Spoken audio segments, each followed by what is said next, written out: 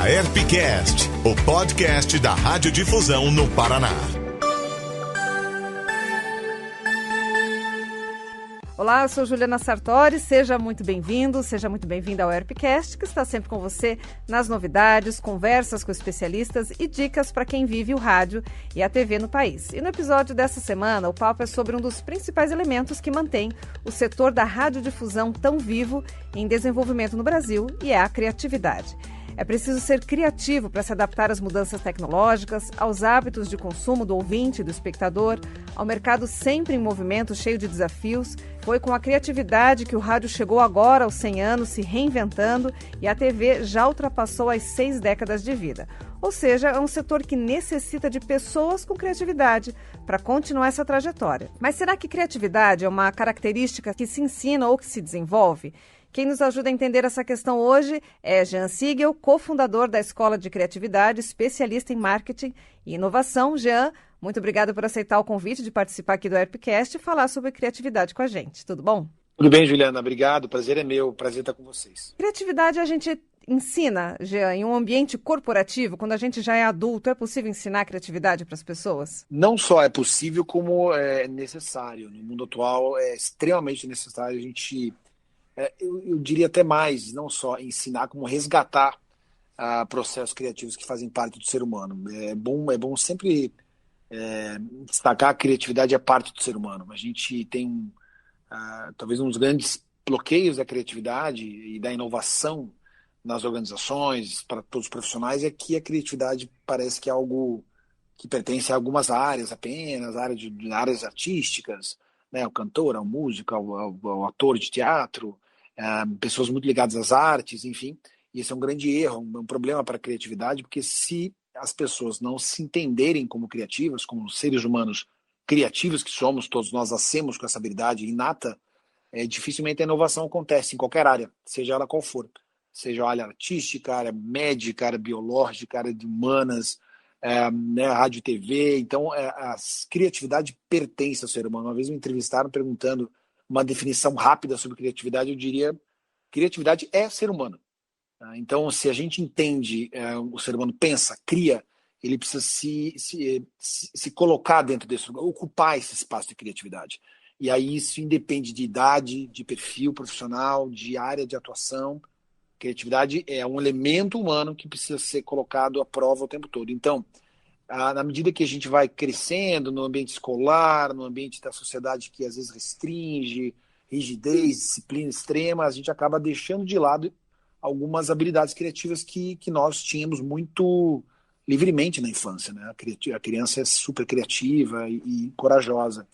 Então, dá para sim ensinar resgatando hábitos criativos que são muito fortes na gente, né? Como a curiosidade humana. A curiosidade é um combustível para a criatividade, é a imaginação humana, fazer perguntas. Então tem vários elementos que é possível, sim, não só ensinar, como resgatar a partir de algumas, de algumas técnicas que a gente desenvolve para que qualquer pessoa se coloque de novo dentro desse espaço que ela sempre ocupou na infância, por exemplo.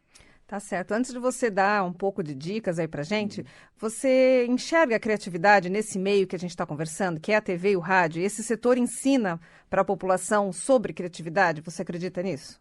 Sem dúvida. Eu digo assim, rádio e TV, né? Você comentou bem, 100 anos de rádio, TV 60, quer dizer, é um tempo muito importante de se destacar. Por que se mantém tanto tempo assim, né? Como o cinema se mantém há muito tempo aí, Sim. né? Então, falaram que ia acabar o cinema, vai acabar a TV, vai acabar tudo. Não, a comunicação, ela persiste, né? No fundo, esses profissionais trabalham com comunicação na essência. Então, o cinema é da comunicação, o rádio é da comunicação, a TV é a comunicação. Todos esses elementos de comunicação, hoje a gente tem variadas mídias, né? Variados espaços para a comunicação acontecer. Então, esses profissionais não só vão permanecer muito relevantes e muito importantes em todas as áreas, e TV e rádio não seriam diferentes, mas, obviamente, desde que a gente consiga sempre estar nesse espaço de adaptação constante do que eu preciso fazer dentro das habilidades que eu já possuo, da graduação que eu fiz, da experiência que eu tenho. A gente tem agora, daqui por diante, e eu digo daqui por diante desse mundo já de 20 anos para cá, que tem mudado muito, né, em vários aspectos, tem crescido muito rapidamente. de entender que é preciso adaptação constante de uma certa inquietude o tempo todo. E falar, cara, eu não sei tudo de rádio e TV, eu ainda não sei tudo sobre criatividade, eu não sei tudo sobre como um professor da aula. Essa inquietude de querer aprender mais, eu acho que esse é um grande segredo para que os profissionais de rádio e TV e trabalham com comunicação precisam entender, puxa, que outros cenários estão aparecendo para mim que eu preciso abraçar, que outras tecnologias eu posso aprender, que outros olhares de outras áreas eu posso adquirir no meu repertório para que eu melhore a minha comunicação, né, com meus ouvintes, com o meu telespectador, com pessoas com quem eu me comunico. Então, eu acho que isso é fundamental. Então, eu acho que, claro que há áreas em que você precisa ser mais criativo rapidamente. Essa é uma das áreas, sem dúvida, né? A TV tem se renovado, a rádio tem se renovado mais do que tudo, né? A rádio há tanto tempo e está cada vez mais relevante, mas por conta de pessoas que são inquietas e que se adaptam rapidamente a isso, né? Certo. E ao mesmo tempo que é um setor que pede criatividade, também obedece padronizações, né? Então, assim, se percebe um movimento. Ah, tá funcionando assim, aí a gente vê todo mundo seguindo mais ou menos a mesma onda, né? Vamos fazer assim que também tá dando certo. É necessário pensar nesse equilíbrio ou a criatividade ela vai se adaptando a isso também? Eu sempre digo assim, né, que se a gente olhar a criatividade como uma forma bem geral para todas as áreas e não seria diferente para, né, profissionais de TV, rádio e de comunicação, inovação ela depende de processo e depende de disciplina. Sim. Depende de padrões também. Uhum. São padrões que precisam ser seguidos. Eu vou citar um exemplo, por exemplo, lá muita gente fala, um músico de jazz, né, que é muito, puxa, um grande músico. Você pega Miles Davis, como ele compunha, como ele criava, como ele performava. Só que o jazz, existe vários compassos que têm que ser seguidos, vários elementos que fazem parte da estrutura do jazz. Como outros profissionais, existem método. padrões, né? Exatamente. Existe uma disciplina, então a criatividade tem um lado paradoxal, assim. Muita gente acha que criatividade é você... loucurada, né? Vamos dar uma loucurada, viajar nas ideias. Não, é claro que é importante o momento de viajar, de usar a imaginação, de ter ideias malucas, só que no momento que você precisa colocar para realizar, que eu falo que é a inovação acontecendo, você precisa entender que recursos você tem, que limitações você tem, que formatos precisam ser respeitados em relação a algumas métricas e padrões, e obviamente, senão você não entrega, né? Eu lembro de uma frase, eu acho incrível, do Walt Disney, que falava assim, que todo sonhador precisa de deadline, né? Uhum. Todo sonhador precisa ter deadline, prazo. Você precisa entender, entregar, eu preciso entregar no prazo, eu preciso entregar o que o meu ouvinte precisa receber, eu preciso me ater a uma notícia de uma maneira correta, né? Então tem vários elementos que a gente precisa entender. Puxa, onde eu preciso seguir disciplina e processos, mas entre esses passos de disciplina e processo, onde eu posso ser criativo, onde eu posso inovar, onde eu posso trazer que a gente fala o momento uau, né? Puxa, aqui eu posso trazer uma ideia nova, eu posso quebrar alguns padrões e outros não, outros precisam ser respeitados. Isso vale para qualquer área, né? Que antes de quebrar padrão, você precisa conhecer o padrão e saber fazer o padrão, né? Exatamente. Agora, quando eu falo assim, padrões, aqui a gente fala assim, a gente precisa também estar preparado a quebrar velhas convicções. Eu sempre fiz rádio assim, eu sempre fiz a comunicação desse jeito, como eu falo às vezes com professores. Eu sempre dei aula desse jeito há 40 anos. Então, repensa a sua aula. Então, me desculpe. Então, você tem que... Porque esses alunos de hoje não pensam igual aos alunos de 40 anos atrás. Sim. Ou de 20 anos atrás. Então, esse é aonde eu preciso quebrar velhas convicções que muitas vezes são amarras, que eu quero manter porque está me dando conforto. Eu mantenho o meu conforto, o meu comodismo de fazer do mesmo jeito que eu sempre fiz. E aí, isso é um entrave para a criatividade. E onde eu preciso realmente seguir alguns elementos que, me dão esse lado correto da minha profissão, o lado que eu preciso seguir em relação a outras pessoas, se eu estou impactando outras pessoas e a comunidade. São vários elementos. Mas é preciso também entender que o inovador, ele precisa quebrar algumas convicções, precisa rever conceitos, precisa adaptar rapidamente. Certo. Então, assim, para a gente iniciar um processo de criatividade, né? Um processo criativo, a gente tem que entender onde que é a amarra, né? Onde estão essas amarras. Quais as dicas que você dá para quem está tentando se libertar dessas amarras já? O importante, assim, você primeiro, eu sempre falo que fazer uma regressão de como você fazia quando era criança. A gente, é algo muito palpável isso, porque a gente, obviamente, tem várias metodologias de inovação muito legais, né? O design thinking, várias que possam ser aplicadas em qualquer área. E você só baixar no Google lá, você vai ver várias metodologias de inovação muito legais. Mas para a gente partir para o simples do ser humano, como você fazia quando era criança, quando brincava? Como é que a criança brinca, né? A criança explora, ela imagina coisas, ela conecta uma coisa na outra que às vezes não tem nem conexão direito, ela pega uma caixa de papelão, cria uma casa, cria um disco voador que ela vai para outro planeta. Então, esse é um processo muito livre de imaginação humana. Então, a gente fala, puxa, por que eu era tão livre na minha imaginação e criava coisas muito legais, inventava histórias, e agora eu só faço mais do mesmo. Eu tenho medo de imaginar coisas diferentes, eu tenho medo de propor uma ideia ao meu chefe, eu tenho medo de questionar algum formato de comunicação que possa ser diferente. E aí é um ponto importante. Puxa, vamos testar entre várias pessoas. Eu falo que inovação acontece mais coletivamente do que individualmente, né? Então, num grupo de trabalho, quando você está, né, com seus colaboradores, parceiros, seu chefe, enfim, propor diversos momentos de imaginação livre, de quebras de convicções, de quebras de alguns padrões. Porque aí as pessoas, quando elas têm vamos ter um momento de imaginação, as pessoas se libertam. Então tá bom, nesses 20 minutos, meia hora, a gente vai voltar um pouco como a gente fazia, imaginar e ser curioso, e trazer ideias novas que eu nunca falo, para esse momento. E aí, geralmente, as organizações, o ambiente de trabalho, entende que aquele momento é um momento de confiança criativa. Então as pessoas podem jogar as ideias. Depois disso, a gente, vamos ver o que dá certo, o que não dá certo, se tem dinheiro, não tem dinheiro, mas não julgar na hora errada, né, as ideias. Eu falo que um dos grandes problemas da inovação, da criatividade, é alguém chegar com uma ideia muito, talvez, fora do padrão, ou uma ideia que questione alguma coisa e as pessoas já, não, isso aí não dá certo, isso aí nunca foi feito, isso aí não tem dinheiro. E aí as pessoas não falam mais, né? Acabam não tendo essa confiança de dar ideia. Pô, toda vez que eu chego, alguém me corta. Então, eu falo que um segredo, assim, no ambiente profissional, as pessoas entrarem quase num combinado, assim, vamos em alguns momentos em reunião a gente ter pequenos momentos de imaginação, de curiosidade, para depois a gente entrar no processo mais padrão do que a gente precisa fazer e, finalmente, resgatar velhos hábitos, assim, de novo, naquele período em que a gente, certamente todas as crianças foram e são criativas, todos nós já fomos crianças, a gente resgatar esses momentos de fazer mais perguntas e não se contentar com respostas que já conhecemos, né? De olhar muito ao redor nosso e não ficar só na nossa área de atuação, né? De repente, não profissional de rádio, puxa, vou fazer um curso de teatro, de ator cômico, aprender alguma coisa sobre isso. Eu não vou ser ator, mas isso vai me agregar tanta coisa nova. Ou uma área completamente fora, vou fazer paisagismo, vou fazer jardinagem. São elementos que nos dão aprendizagem. E muitas vezes a criatividade vem quando a gente mergulha em outras áreas, né? E isso não significa que eu vou deixar a minha área, vou continuar investindo na minha área de atuação, na minha profissão que eu amo, mas eu vou buscar outros repertórios. Como a criança faz, ela busca outros mundos, né? Ela quer juntar as coisas. Então, é isso, é permissão de você se colocar nesse ambiente de imaginar, né? De não só pensar, porque o pensar é o analítico, né? É o linear, e o imaginar pode ir para vários lugares do mundo, do planeta, fora dele, inclusive, e você usar hábitos, resgatar hábitos. Quando a gente fala em hábito, é isso. Puxa, toda vez vou perguntar mais sobre, né, o que as pessoas acham, que outras ideias a gente pode ter, além disso, o que mais pode fazer.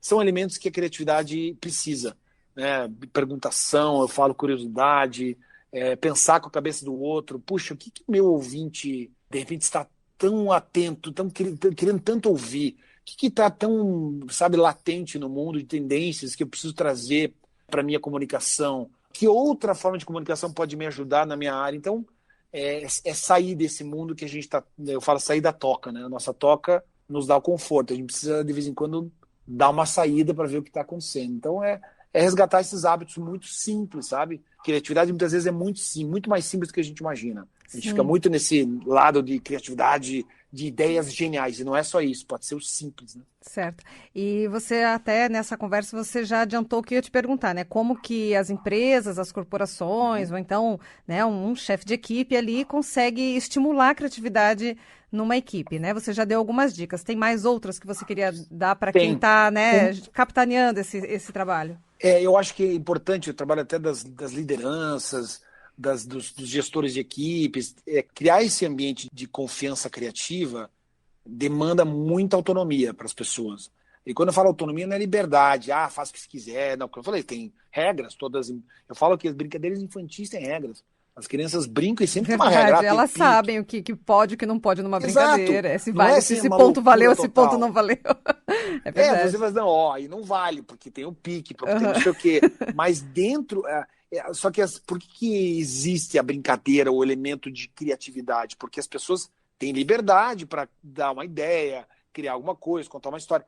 E quando eu falo criar um ambiente de confiança criativa numa organização, é você permitir que as pessoas tenham certas autonomias para gerar ideias, para questionar, inclusive, para trazer um feedback crítico, para trazer elementos novos, para sugerir, puxa, vamos fazer algo junto, que vai, sei lá, vamos fazer um curso em conjunto que nos dê elementos diferentes do que a gente está acostumado.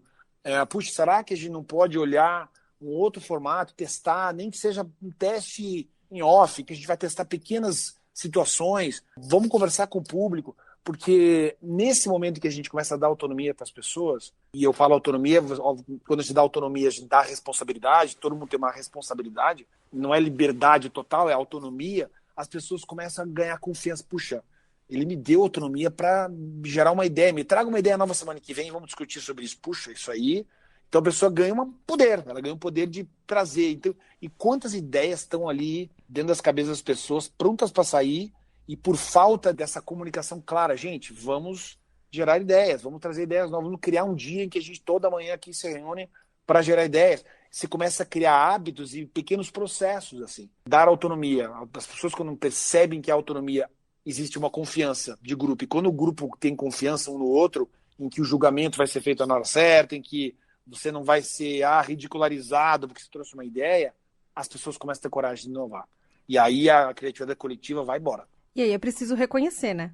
Esse talento de criar, de que tem nessa equipe, Exatamente, né? porque aí o reconhecimento, a pessoa reclama.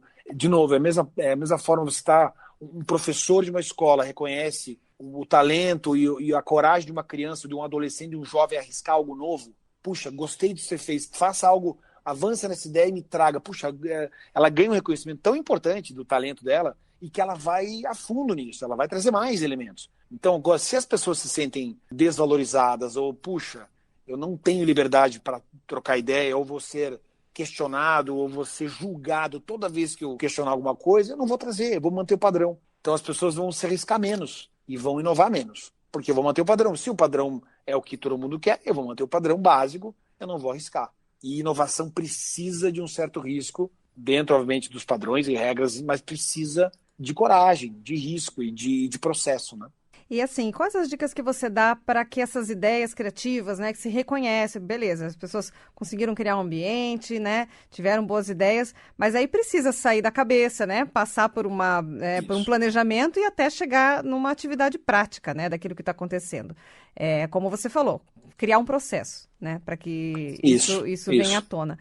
Quais as dicas que você dá para essas equipes? O que eu falo é o seguinte, o processo de inovação, eu falo que tem 3 momentos muito claros, assim.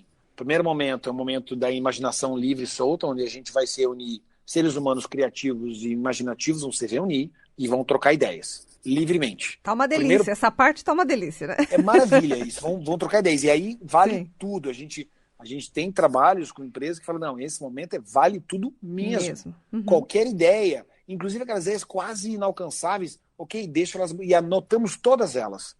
Todas as ideias são anotadas, tudo vale, o chamado brainstorm, enfim, tempestade de ideias e tal. Vamos colocar essas ideias muito visionárias, ideias mais arroz com feijão, ideias ousadas, ok, vamos abraçar todas elas, ok, anotamos tudo isso aqui. E aí chega um momento em que esse mesmo grupo precisa olhar essas ideias todas, revisar todas elas uma a uma e ver quais ideias se conectam. Puxa, de repente uma ideia muito visionária se conectou a uma ideia muito simples aqui, ela deixou de ser quase inalcançável, ela pode ser, porque essa simples aqui me deu uma sustentação para essa mais louca, digamos assim. Essa aqui que a Juliana passou é igual a essa que o João passou. Pô, é uma coisa só. E aí você começa um trabalho, que eu falo que é o segundo passo da inovação, que é a criatividade, que é o momento de construção, onde uma ideia se conecta a outra. Porque eu sempre digo, como as pessoas têm muitas ideias ao mesmo tempo, é importante ver que em algum momento elas vão se conectar. Então a minha ideia pode dar suporte à sua, ou a minha ideia pode dar sustentação à do outro. Então é a conexão das ideias. Então, puxa, aquela ideia imaginativa, ela não era tão impossível assim. O que eles 3 me passaram aqui pode conectar, ela pode virar 4 ideias soltas viram uma ideia única. Então você começa a filtrar, que é o momento da conexão. Falo que a conexão de imaginações ali viram, opa, eu estou começando a construir ideias válidas, que aí eu começo a ver, puxa, como é que eu juntaria uma na outra? Pode virar um produto, pode virar uma forma de comunicar, ok. E aí vem a parte mais trabalhosa, que é o quê? Que é você criar um processo, que é o terceiro momento, que é a inovação acontecendo. O que é isso? Puxa, ok, das 50 ideias que tivemos no início, naquela imaginação livre e solta, chegamos a 15 na criatividade, unindo uma a outra, criando aquelas, né, a construção de ideias. Puxa, vamos chegar então às 5 principais ideias de todo esse processo. Chegamos às 5. Só que para chegar nessas 5, eu vou dizer, ok, dessas 5 eu cheguei porque eu analisei quais eram possíveis em relação à questão financeira, que recursos eu teria para fazer aquelas ideias acontecer, que parceiros eu possa ter para me ajudarem a fazer essa ideia, potenciais patrocinadores, parceiros e gente que querem participar disso. Cheguei nessas 5. Só que para eu testar essas 5, para elas se tornem inovação, elas precisam ser validadas. Por quem? Pelo nosso público, pelo nosso mercado. Aí eu preciso testar, puxa, essa aqui eu vou testar então com um grupo de pessoas que nos ouvem o tempo todo, que nos assistem o tempo todo. Vamos testar pequenos, eu falo para os protótipos, né? Pequenos testes e representações das ideias. E aí sim isso começa a virar, puxa, o que eu tenho que tirar? O que eu tenho que ajustar da ideia? Que dinheiro eu tenho que colocar nisso aqui? Eu não tenho dinheiro. Ok, que outros recursos eu preciso conseguir para fazer isso acontecer? Então, aí é o, digamos, o polimento da ideia. Por que eu falo isso? Parece que é simples, são 3 passos, né? Só que muitas empresas pecam porque elas vão direto para inovação, vamos inovar. E ninguém sabe como fazer, porque as pessoas não têm os primeiros 2 passos, que é imaginar possibilidades, ir para outros lugares, ampliar repertório, para depois eu fechar, conectar uma coisa na outra, e depois eu tenho inovação. Aí eu vou testar, vou pôr processo e vou colocar isso, ok, prazos, deadlines. Porque, Juliano, você é responsável pela ideia A. Você vai atrás, vai ver o que está acontecendo no mundo, que referências tem, vão ver custo, entende? Aí você consegue ter um processo acontecendo. Então, primeira coisa é imaginação humana, criatividade, construindo as ideias e juntando as ideias das pessoas, eu tenho coletividade, e depois o processo acontece. E aí tem vários métodos bem legais para todo mundo baixar para ver como que eu faço, mas sem as 2 iniciais, esqueça. Dificilmente acontece inovação. Certo. E já para a gente poder encerrar, queria que você desse assim, um exemplo prático que você acompanhou, que falou, nossa, foi uma coisa simples, mas que deu muito certo, deu um resultado bacana para aquele lugar. Pode ser de qualquer área de atuação que você tenha auxiliado aí, que vale como um exemplo bom aí para a gente. Legal. Tem um trabalho que a gente fez há um tempo atrás, alguns anos, a gente assessorou o Comitê Olímpico Brasileiro num projeto chamado Transforma, que é um projeto de educação pós a Olimpíada do Rio de Janeiro. E é um projeto belíssimo que fala sobre os valores olímpicos e os esportes na escola, a importância do esporte e dos valores olímpicos, que é excelência, amizade, respeito e tudo que o esporte traz de benefício para as pessoas, né? E principalmente para as crianças e jovens. É um projeto lindíssimo e tal. E na época, o projeto foi implantado, enfim, eles nos contrataram porque o projeto não gerava essa adesão das pessoas, dos profissionais de educação, um projeto para escolas públicas, e não estava gerando tanta adesão, tanta conexão com as pessoas. E a gente foi investigar o projeto, porque é um projeto lindo, com vídeos de esportistas, de atletas olímpicos, com muita coisa sobre o poder do esporte, sobre conteúdos riquíssimos, e por que não estava gerando essa comunicação, esse laço com professores e as escolas e os alunos. Aí a gente investigando, a gente viu, puxa, será que a gente não pode pensar de um outro jeito, né? Será que a gente não pode pensar com a cabeça dos alunos? O que os alunos precisam nessas escolas brasileiras públicas, né? Eles precisam se sentir, primeiro, os alunos voltam e meia reclamam da escola, que a escola é ruim, que a escola é chata, tem esse velho discurso que a escola é a mesma coisa.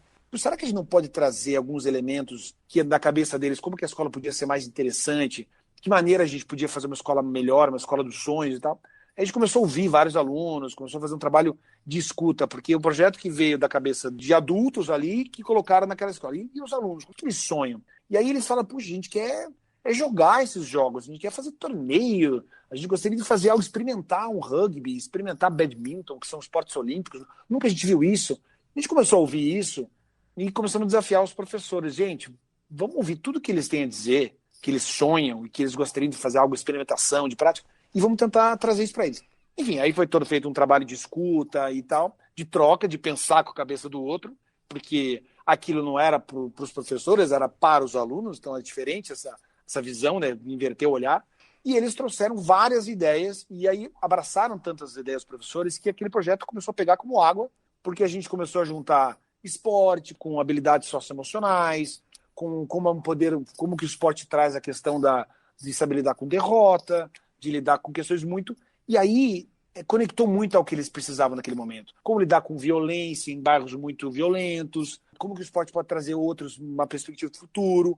E aí o trabalho pegou de uma maneira muito incrível, assim, grandes atletas começaram a se envolver, enfim, e foi até um case internacional, como o Comitê Olímpico Internacional veio filmar o que estava acontecendo, porque a gente simplesmente inverteu. Fala, para quem que eu estou oferecendo esse trabalho? Não é para mim, é para eles. Eu preciso entender o que vem daquelas cabeças. E aí a gente faz um trabalho de adaptação. Então esse é um case muito legal, que eu falo como a comunicação precisa ser, a gente precisa entender muito bem para quem que a gente está se comunicando. E para quem é essa comunicação? Eu preciso adaptar isso.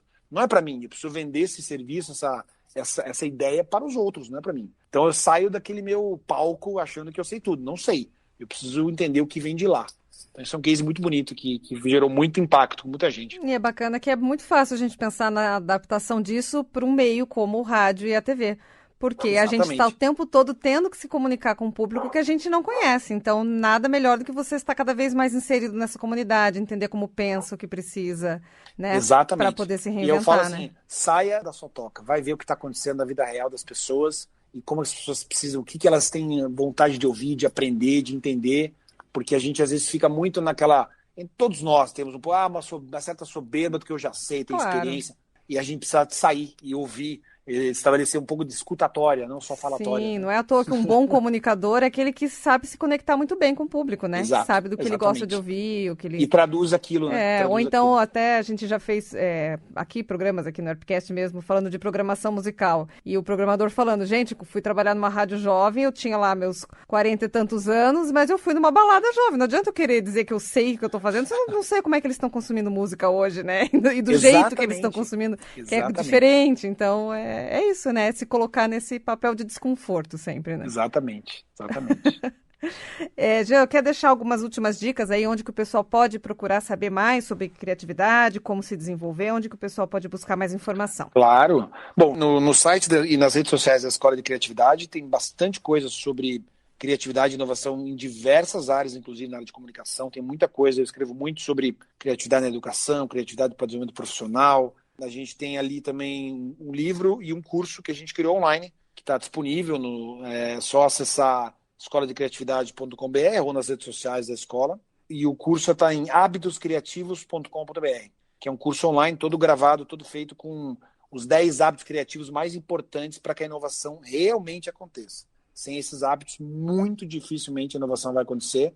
E são hábitos simples que o ser humano tem dentro de si, só que ele precisa descobrir como fazer. Aí eu mostro técnicas, práticas e cases também de como fazer. Então, habitoscriativos.com.br tem lá várias informações, tá bom?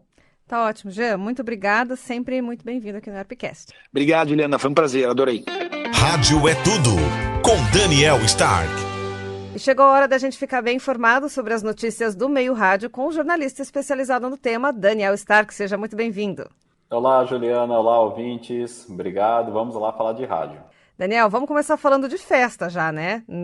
Nesse episódio aí. Começaram, então, as comemorações dos 100 anos do rádio pelo Brasil, com festas grandes. Conta aí pra gente. É verdade. Em São Paulo aconteceu, né, a festa mais 100 anos do rádio. O que acontece? Por que mais 100 anos, né? Porque é legal a gente comemorar, é óbvio, toda essa trajetória nossa que trouxe o meio até onde ele está hoje, né, com essa relevância, com essa adaptação às novas tecnologias, mas também pensar o rádio no presente e no futuro. E esse foi o foco da festa. Então, projetar, né, para o mercado publicitário, foi um evento de início das comemorações de 100 anos do rádio no Brasil em São Paulo, início em São Paulo, né, da programação, e foi voltada ao mercado publicitário do Dia do Mídia também, né? Então teve, assim, os principais mídias, profissionais da área de marketing presentes no local, numa festa que foi organizada por 25 rádios, assim. Ali, se você pegar a lista, você tem todos os concorrentes que você imaginar. Então eles se uniram, organizaram com shows nacionais, teve Seu Jorge, Rogério Flauzino do Jota Quest, teve uma série de Victor Clay e Turma do Pagode, então mostrou também a amplitude, né, artística do rádio, também nas apresentações, né, durante a festa. E se você pegar nos detalhes, você vai perceber, por exemplo, o logotipo para a festa é um aplicativo, né, lembra um aplicativo de rádio. Então, é toda essa discussão, né, do digital, do que é o rádio hoje. E essa festa aconteceu num momento muito positivo para o rádio. A gente, aqui no Airpcast mesmo, discutindo o alcance das emissoras, números que estão, assim, 2 milhões de ouvintes por mês em uma rádio só. Então, esse é um embalo, digamos assim. Consumo do rádio em alta, adaptação forte nas mais diversas plataformas, como o ouvinte do Airpcast bem sabe, né? A gente discute sobre isso aqui. E tudo isso foi embalado e entregue numa festa para o mercado publicitário entender de vez o poder que o rádio tem, o consumo em alta, o hábito da população e para onde ele está indo, né? Toda essa integração natural do rádio com a tecnologia esteve presente, foi mostrada durante o evento e está bem claro para todos que estudam e acompanham e trabalham no rádio, né? Que o processo é esse, o rádio se adapta, ele mostra novidades, temos uma série de situações para consumo e também oportunidades para os mídias, né, para o mercado publicitário, e é assim no Brasil e é assim lá fora, como a gente também discute aqui no Airpcast. Então foi bem legal e chama atenção assim, aí para o rádio mesmo, para nós aqui do meio, sabemos do consumo, sabemos tudo em alta, mas a importância de se unir forças. Eu acho que a questão é essa. Passa pelas associações também, nesse caso a ESP estava junto, o Guia de Mídia de São Paulo também, o Grupo de Mídia de São Paulo, mais 25 rádios concorrentes que se matam diariamente no bom sentido, digamos assim, concorrem, né, pelo ouvinte, pelo conteúdo, enfim, eles se uniram e mostraram assim a força do meio quando ele age em bloco, é algo impressionante, assim, é de arrepiar, digamos assim, é bem legal. Verdade, Daniel, mas agora a gente tem uma notícia um pouquinho mais difícil de engolir aí, falando sobre previsão de redução de investimentos publicitários esse ano ainda nos Estados Unidos, mas o rádio aí com números positivos. O que você tem para contar para a gente? Sim, teve redução. As previsões feitas no final do ano passado imaginavam um volume de investimento superior ao que eles estão vendo agora, porque o primeiro trimestre de 2022 foi bem aquém, bem lento do que eles imaginavam lá nos Estados Unidos. Aí você pergunta, tá, mas Estados Unidos, o que tem a ver com a gente aqui também? Eles passam um processo também de inflação. Então, assim, você tem alguma dificuldade também na cadeia de produção que acaba afetando o varejo, que acaba diminuindo ou retendo esse investimento de mídia. A boa notícia dentro desse cenário, que ainda está um pouco incerta, é que ainda a previsão é de crescimento para 2022, para a maioria das plataformas e dos meios também, e o rádio está nesse boa. Então, o crescimento maior do rádio vai ser no digital, a gente tem que deixar isso bem claro, até porque também parte de uma base um pouco menor. Então, ele cresce mais, e percentualmente falando, ele sempre vai crescer mais, né? Pelo menos nesse momento. Mas o rádio de antena, que a gente chama, que é a nossa forma, né, tradicional de venda e também distribuição de conteúdo, também vai apresentar crescimento nos Estados Unidos em 2022. Então, isso é muito positivo, porque a maioria dos grupos, grandes grupos de rádio nos Estados Unidos, já empataram o jogo, digamos assim, em termos de investimento publicitário, né, em faturamento em relação a 2019, ou seja, pré-pandemia, ou superaram esses valores. Então, isso é importante se destacar, que está em alta, mas é necessário rever algumas situações, porque sim, nós temos um desafio grande aí na maioria dos grandes mercados do mundo, né? Não só aqui no Brasil, assim, cada um com as suas diferenças, né? Mas a inflação está pegando para a maioria dos mercados e isso acaba impactando o investimento publicitário, natural. E, Daniel, dispositivos online estão avançando no consumo de rádio na França. Conta pra gente. É, impressionante. O mercado francês ele já estava comemorando a recuperação também na parte de faturamento em relação ao período pré-pandemia, comparando com agora. Então, assim, eles recuperaram o investimento, os anunciantes de rádio estavam voltando, a gente já comentou aqui no Airpcast sobre isso, e agora vieram os números, né, de consumo do rádio. E é impressionante o crescimento dos dispositivos digitais, que aí envolvem streaming de áudio, via smart speakers, smartphone, que é o principal dispositivo para você ouvir áudio digital de rádio, é o smartphone. E lá, para você ter uma ideia, em um ano foram acrescentados mais de 500 mil novos ouvintes para as plataformas digitais. Então, tem um avanço consistente. Por exemplo, para você ter uma ideia da divisão, né? Era 17,4% no consumo e foi para 18,6% em apenas um ano. E a gente não está falando aqui de pandemia acelerando, não, já é num período, digamos, mais estabelecido da movimentação. Isso, qual que é a vantagem disso? O rádio via antena, e lá também tem o DAB, que é o rádio digital terrestre, continua com consumo assim absurdo, alto também. Então a gente tem uma possibilidade de trazer mais os ouvintes para outras plataformas que eles também estão consumindo rádio. Tudo que a gente comenta aqui no Airpcast está acontecendo em números e esse cenário da França mostra isso também. Então, assim, e outra notícia interessante dentro desse levantamento francês é que o rádio, ele é disparado, isso não parece mudar tão cedo, se é que vai mudar, provavelmente não, como a principal fonte de consumo de áudio. O que quero dizer assim, tudo que existe de áudio, né, música física, que é o seu CD, que se é que alguém tenha isso ainda, né, o streaming de áudio musical, livros, audiobook, podcasts, essas coisas, na França o rádio corresponde lá por 57% do todo o consumo de áudio pelos franceses, sendo que 53% é pelo rádio terrestre, ou seja, FM ou rádio digital por ondas terrestres. Então, assim, de novo, mais uma notícia, a gente falou um pouco do recuo do investimento publicitário mostrado em pesquisa nos Estados Unidos, mas quando a gente fala em consumo do veículo rádio, é algo que continuamos assim acumulando boas notícias aqui no Airpcast. Tá certo, Daniel. Obrigada. Até a próxima semana. Até a próxima. A Airpcast. E o meu muito obrigada também a você que nos acompanhou em mais um episódio. A cada semana tem um programa novo para você, profissional do rádio e da televisão. A intenção é sempre trazer novidades, dicas e conversas com profissionais para compartilhar conhecimento e experiência. Se tem algum tema que você queira saber mais, manda a sugestão que a gente aprende juntos aqui no Airpcast. Até mais! Você ouviu a Airpcast, uma produção da Airp, Associação das Emissoras de Radiodifusão do Paraná.